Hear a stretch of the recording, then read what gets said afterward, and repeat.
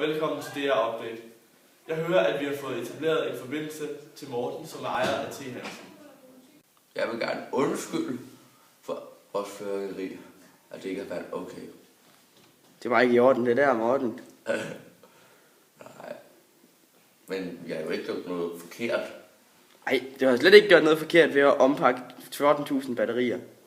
Ingen kommentar. Og så har vi også et interview med eksperten. Nå, Leif, hvorfor mener du, at T. Hansens batterier er farlige?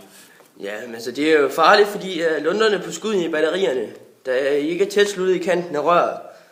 Så derfor kommer der ild ind i skuddet, og så springer det på jorden i stedet for, at det kommer op i luften. Og så er det farligt, fordi så kommer folk til skade. Tak for det, Leif. Det var så lidt.